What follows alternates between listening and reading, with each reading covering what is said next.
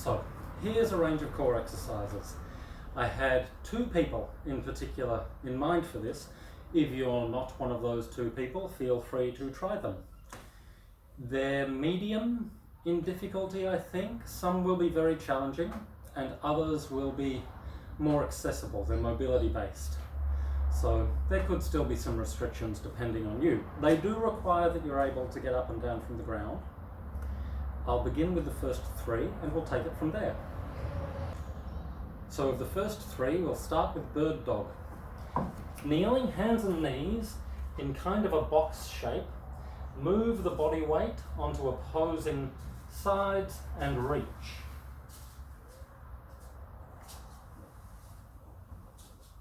Try to reach the toes and the fingertips as far as you can and try to avoid moving the spine, but you keep that still, extend through the shoulder and the hip. And then the second one, prone hold or a plank, holding a straight position.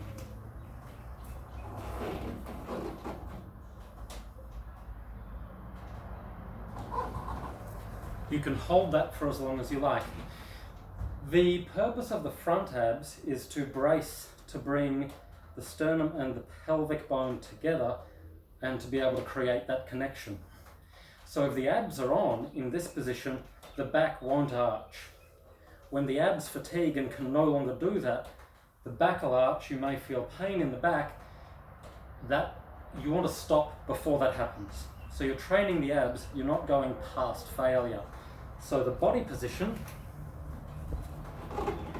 this is good. If the abs fatigue and you lose that brace, this will happen and it's no good. Then the third of these ones I wanted to look at, we're going to do a kneeling rotation for the shoulder. So same box position, one side, bring the foot up and then reach and under, twist. When you really pull the hand back, you're training the scapular retraction, but also you're rotating through the thoracic, the upper back. You can do both sides, of course. Change the legs, same hand, twist.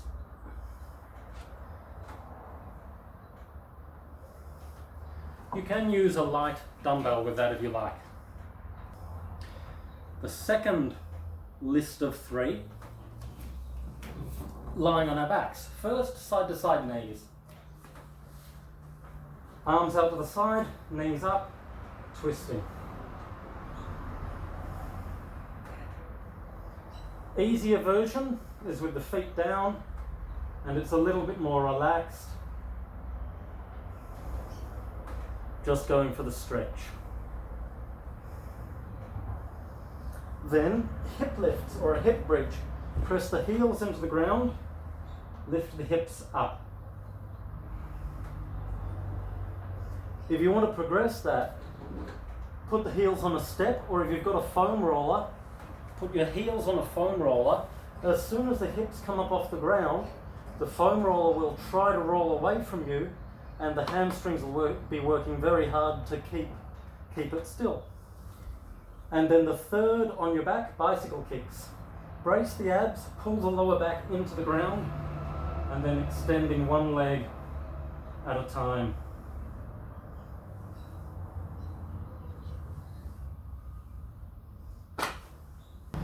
The third row of exercises are going to start getting a little bit more challenging. Firstly, a side hip lift.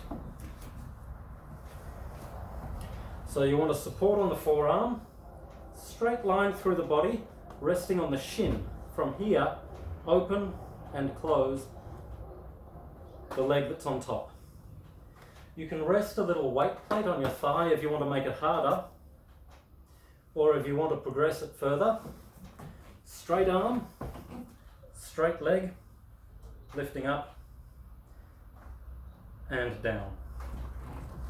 Scapular push-ups. So the action is just the shoulder blade and the chest coming up and down. Box shape again, relax the chest down, keep the elbows straight, then press the upper back up towards the sky. Down and pressing up.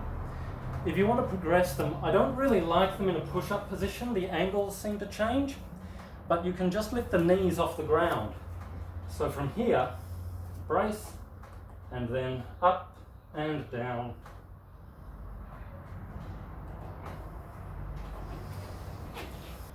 And then elevators, swapping between a bent arm and a straight arm plank position.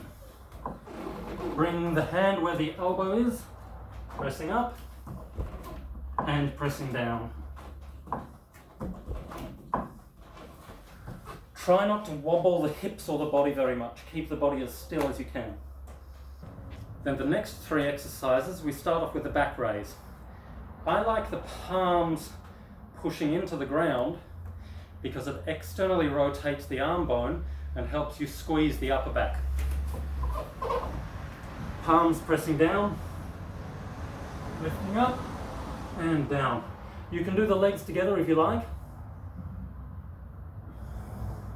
or just the upper body.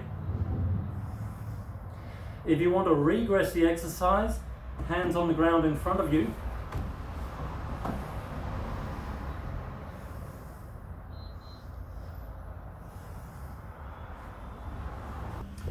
The second one, side laying hip circles. Lying down on the side, lift the knee up, open and extend. Up, open and extend. I shouldn't be wearing cargo shorts. If you want to make it harder, straighten the leg. To the front, open to the side and down. Single leg hip flare. We'll press up into a hip bridge, straighten one leg, and then this leg we're opening to the side and coming back up. Try not to twist the torso at all. The inelegant angle.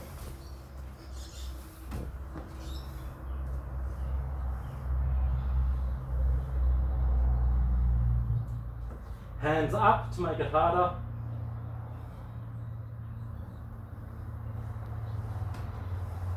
We'll start with a snap tuck. Well, it's like a modified V-snap. Starting up, tap the ankles,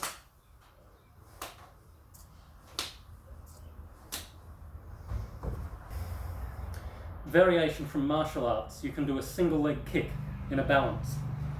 So we'll have one holding one knee up, the other side. Of course, to make that harder, you let go of the knee. Single side dead bugs. Get something that's hard to hold on to. This is a bucket. And we're going to hold it in between the elbow and the knee on one side. The other side together and open. You can lift the head up or down. Doesn't really matter which way you do. Other side, of course.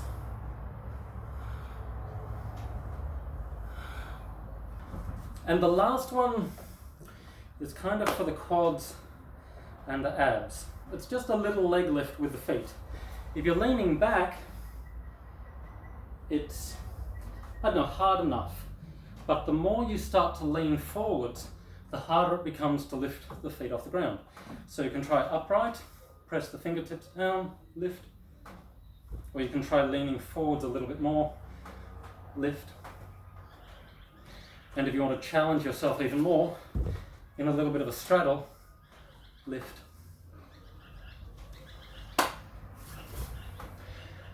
And that's really the sequence. You can go through each item of 3 once or twice. You can repeat. You can do as many reps as you like, whatever feels appropriate on the day.